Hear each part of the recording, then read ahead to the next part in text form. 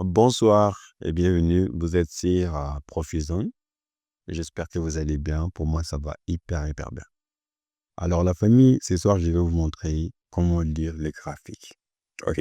J'ai jamais fait une vidéo pareille sur YouTube. J'ai jamais fait une vidéo pareille sur YouTube. Donc, si possible, j'aimerais bien vous inviter à vous éloigner de toutes sortes de distractions parce que c'est une cour qui va vous aider à lire désormais le graphique comme si vous lisez, par exemple, un livre ou voilà, ou comme si vous écoutez de la musique et que vous savez chaque note en avance. Voilà.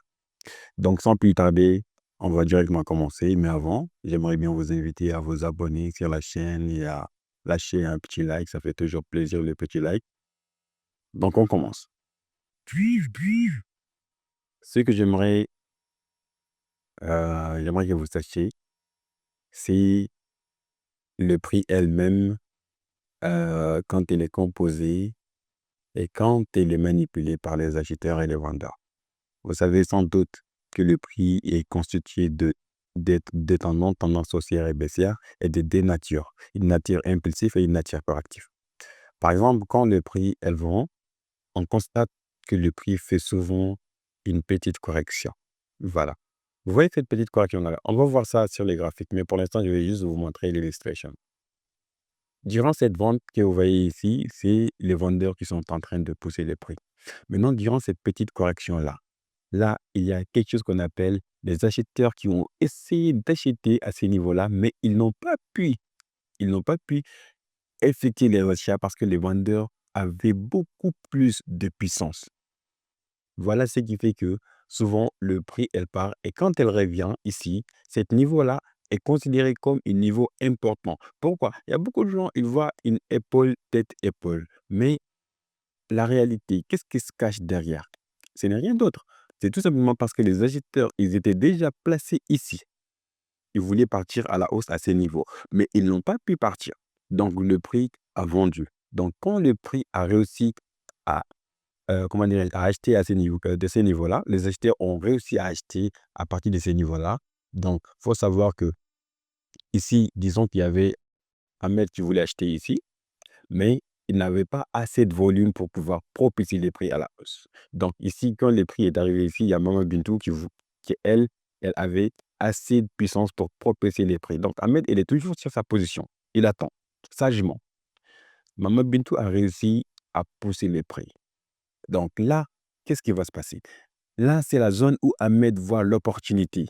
Qu'est-ce qu'il va faire? Il va tout simplement acheter et partir. Donc, c'est les concepts, c'est la réalité qui se cache derrière la fameuse pattern épaule-tête-épaule, que beaucoup de gens ne comprennent pas. Donc, en comprenant ce système-là sur les marchés, cela va vous faciliter à pouvoir capter tous les petits mouvements. Il y a autre chose que j'aimerais vous montrer aussi, mais c'est un peu plus avancé. Je ne sais pas si ça va vous aider, mais pour l'instant, on va rester sur ces concepts. Par exemple, je veux partir directement sur le M15. Je ne vais pas venir sur le high time frame pour vous. Voilà, acheteurs à ces niveaux-là. Donc, il faut le noter. La présence des acheteurs à ces niveaux-là. C'est comme ça qu'il faut lire les prix. Ce n'est pas. euh, je, je sais, il y a beaucoup de gens qui créent différentes stratégies, ordre bloc, etc. Mais il faut savoir lire les prix. Quand le prix Par exemple, quand le prix nous a proposé heu, des achats ici, on comprend la présence des acheteurs. Donc même si le prix vend, on sait que là, il y a les acheteurs qui se sont placés et par la suite, qu'est-ce qui se passe? Le prix décide de vendre un peu, puis elle décide de revenir à l'achat et cet achat a réussi à faire quoi? A réussi à sortir de cette zone-là. En smart money concept, on appelle ça changement de caractère. Après, ils vont chercher une ordre bloc ici, mais c'est pas ce que moi je trade, c'est pas la façon que je trade. Moi, j'aurais cherché tout simplement une structure de continuation, un peu comme ça.